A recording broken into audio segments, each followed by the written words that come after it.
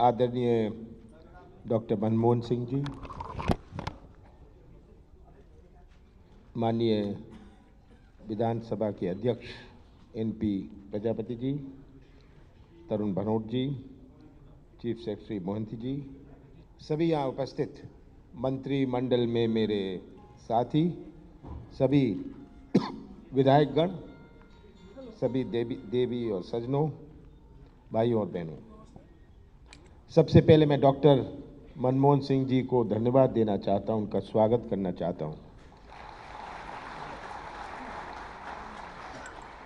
जिन्होंने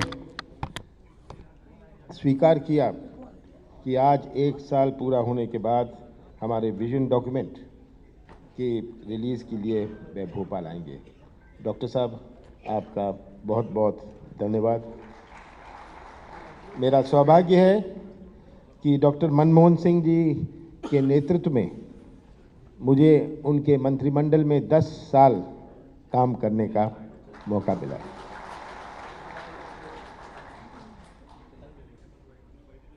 एक साल तो बड़ी जल्दी पूरा हो जाता है, पर कैसा साल? एक ऐसा साल जहां 2.5 महीने तो लोकसभा चुनाव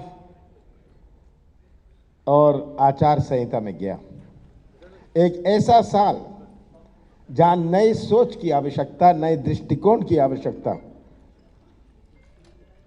सबसे बड़ी आवश्यकता तो मैं समझता ये था कि एक नए सोच से, एक नए दृष्टिकोण से मध्य प्रदेश को किस पटरी पर ले जाएं। 15 साल बाद एक नई सरकार बनी। चुनौती भरा साल था। हमने वचन दिया था अपना वचन पत्र में, केवल जनता के प्रति हमारे किए गए वायदों का ही नहीं, पर हम मध्य प्रदेश को नई ऊंचाइयां तक कैसे ले जाएं।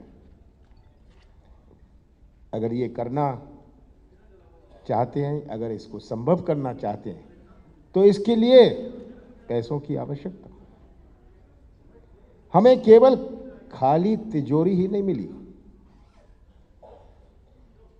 ये तो स्पष्ट था कि हमें खाली तिजोरी मिली।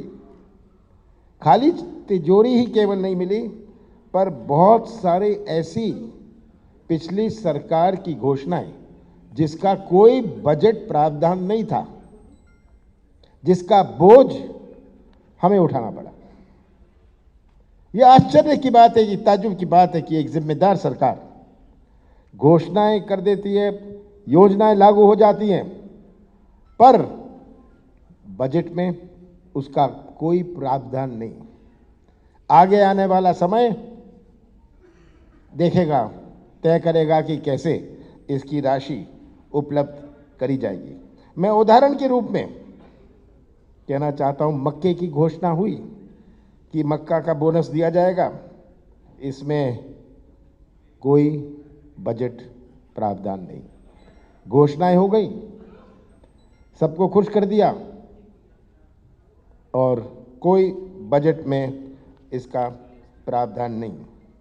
बिजली बिल की घोषणा, बिजली बिल की घोषणा जिसका 1000 करोड़ रुपए का बोझ था सरकार पर, केवल 50 करोड़ रुपए का बजट में प्रावधान। ये मेरी राय नहीं है, ये तो आंकड़े बताते हैं, ये तो हमारा रिकॉर्ड बताता है। हमारे किसान भाइयों को पिछली सरकार ने झूठी घोषणाओं कर खूब छलावा दिया। फसल बीमा की जो राशि बकाया थी, लगभग 1700 करोड़ रुपए का बोझ, और बजट प्रावधान कितना? 0। ये सब बोझ हम पर थोप दिया गया, और इस प्रकार के बहुत सारे उदाहरण हैं। हजारों करोड़ रुपए के उदाहरण हैं, ये तो सब मेरे पास हैं। पर किस प्रकार हमने इस बोझ से शुरू किया? केवल खाली तिजोरी ही नहीं, पर इस बोझ से हमें शुरू करना पड़ा। हमारा दृष्टिकोण क्या है? साल भर में हमने क्या किया? हमारी विजन की सरकार है, टेलीविजन की सरकार नहीं है।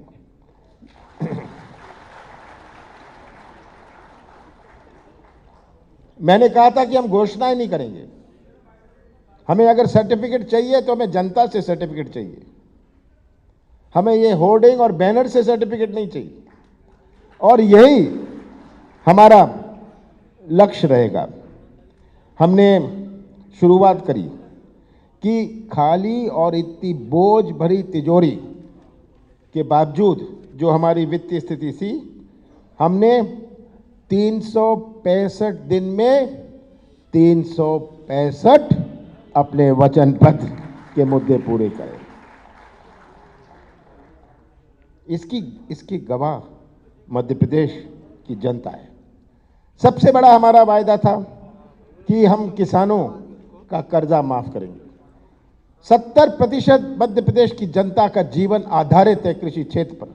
हम अर्थव्यवस्था की बात करें तो मध्य प्रदेश की अर्थव्यवस्था की बात तभी हो सकती है जब हमारे कृषि क्षेत्र में मजबूती हो। हमारे कृषि क्षेत्र में हमारा किसान का जन्म कर्जे में होता है, उसकी मृत्यु कर्जे में होती है। तो ये पहला कदम था जब हमने कहा था कि हम किसानों का कर्जा माफ करेंगे। केवल डिफॉल्टर किसान नहीं, पर जो चालू खाता वाले किसान भी थे। जब भी कर्जा माफ होता था, डिफॉल्टर किसानों का कर्जा माफ होता था, पर हमने कहा चालू खाता वालों का भी हम कर्जा माफ करेंगे।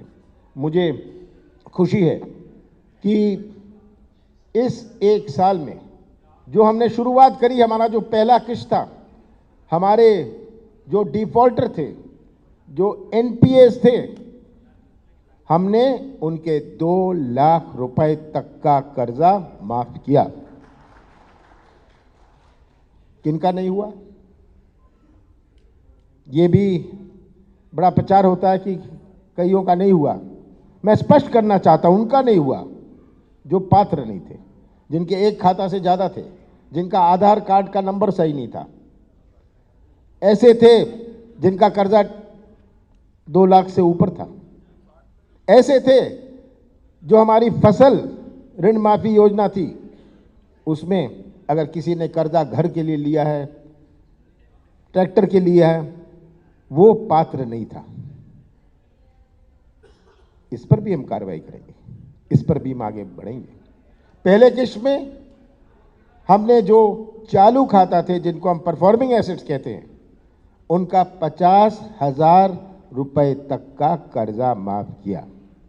ये हमारी पहली किस्त की उपलब्धि थी, और मैं मध्य प्रदेश के किसानों को ये वचन देना चाहता हूं कि जो हमने घोषणा करी थी, हम इसे पूरा करेंगे। हमारी दूसरी किस्त आज से शुरू हो रही है। आज से ये शुरू हो रही है।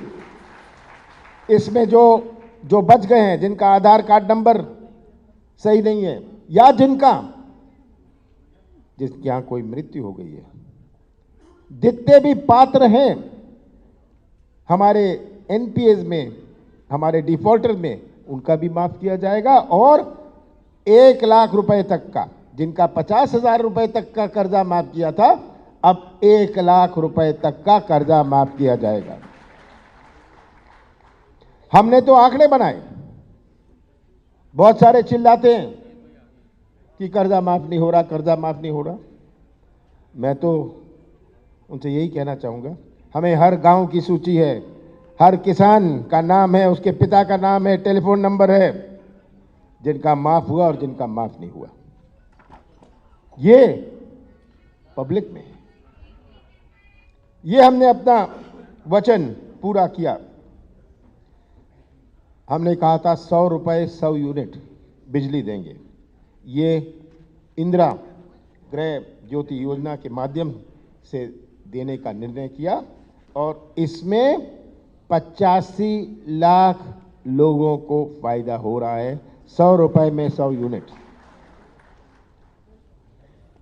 तेंदुपत्ता संग्राहकों की मजदूरी दरों में हमने अपने वादे में अनुसार वृद्धि की।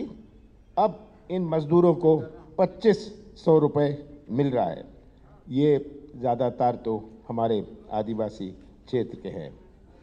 एक हमारा महत्वपूर्ण वचन था कि हम 27% आरक्षण अपने पिछड़े वर्ग को देंगे।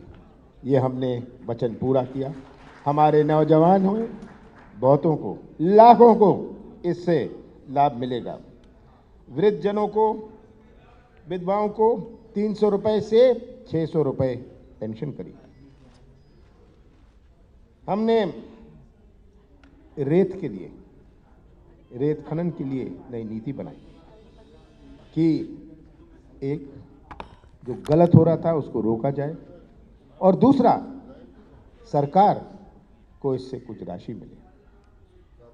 हमने इसकी शुरुआत करी है ताकि एक नए तरीके से, एक नई दृष्टि से हमारे सरकार के संसाधन भी बढ़ पाए। हमने बहुत सारे नियमों को सरल किया, बहुत सारे नियमों को सरल किया। बहुत बड़ी आवश्यकता है, आज चुनौती है हमारे सामने, हमारी नई पीढ़ी की, हमारे नौजवानों की भविष्य की। आज जो भटकता हुआ नौजवान है, पर ये नौजवान का भविष्य तभी सुरक्षित रहेगा जब उसे व्यवसाय का मौका मिले या उसके हाथों को काम मिले। और ये तभी संभव है जब निवेश आए। निवेश आएगा जब विश्वास होगा सरकार पर, तभी निवेश आता है उस प्रदेश में। हमने प्रयास किया कि हम ये विश्वास बनाएं मध्य प्रदेश पर, इन्वेस्टर्स का विश्वास बने, तभी तो निवेश आएगा, तभी हमारी आर्थिक गतिविधि बनेगी। केवल रोजगार ही नहीं, आर्थिक गतिविधि जिसको कहते हैं इकोनॉमिक एक्टिविटी बनेगी, तभी ही हमारे मध्य प्रदेश की अर्थव्यवस्था सुधरेगी। हमने कन्याओं के विवाह के लिए 28,000 से 51,000 रुपए बढ़ाए। कितने लाखों को इससे लाभ हुआ। हमने एक रोड मैप बनाने की शुरुआत करी। 9.5 महीने में हम आगे बढ़े, धीरे धीरे आगे बढ़े। हम केवल विज्ञापन से नहीं, केवल प्रचार से नहीं, हमारा प्रयास रहा कि हम अपने कार्य प्रणाली में, हम अपने व्यवस्था में परिवर्तन करें, व्यवस्था में परिवर्तन करें। और डॉक्टर साहब, आप रिफॉर्म्स की बात करते हैं और मैं हमेशा ये बात कहता था कि हमें सबसे पहले what do we need, reforms in governance. किस प्रकार का हम परिवर्तन लाना चाहते हैं, ये केवल एक राजनीतिक सोच और राजनीतिक विचार नहीं हो सकता। इसको नीचे तक कैसे पहुंचाया जाए, पंचायतों तक कैसे पहुंचाया जाए। जो 15 साल 20 साल पहले जनता की आशाएं थी, आशंकाएं थी, आज समय बदल गया है। क्या हम बदले हैं? आज जनता की क्या आशाएं हैं, क्या अपेक्षाएं हैं, इसकी पहचान में क्या हमारी सोच में, हमारे व्यवहार में, हमारे कार्य प्रणाली में क्या परिवर्तन हुआ है, ये आज बहुत बड़ी चुनौती है। केवल एक सरकार की नहीं, एक मंत्री की नहीं, केवल हमारे जनप्रतिनिधियों की नहीं, पर इस पर विचार करना सबका दायित्व बनता है। हमने तैयार किया आज जो विजन डॉक्यूमेंट, ये विजन डॉक्यूमेंट एक खोखला डॉक्यूमेंट नहीं है। बड़े सोच के कि इसका क्रियान्वयन कैसे होगा। और एक तो था हमारा वचन पत्र, जिसको हम एक हाथ में लेते थे, और दूसरा होगा हमारा विजन डॉक्यूमेंट जो हम अपने दूसरे हाथ में लेंगे। ये हमारा लक्ष्य है। मैं दोहराना नहीं चाहता कि विजन डॉक्यूमेंट में क्या है, क्योंकि आपने देख लिया। पर मुझे उम्मीद है, मुझे विश्वास है, मेरा निवेदन है कि अगर हम मध्य प्रदेश में एक नया इतिहास बनाना चाहते हैं। ये इतिहास तभी बन सकता है जब सब इसमें सम्मिलित हों, सब इसमें सम्मिलित हों, तभी ये बन सकता है। और धीरे धीरे अगले 1 साल की भी हमने योजना बनाई है। मैं जाना नहीं चाहता, मैं ये आलोचना नहीं करना चाहता। हमारी मेट्रो की बात हुई, हम अपने मध्य प्रदेश को एक लॉजिस्टिक हब कैसे बनाएं। पहले लोग कहते थे कि मध्य प्रदेश कहाँ है, हमारी तुलना दूसरे छोटे प्रदेशों से करी जाती थी।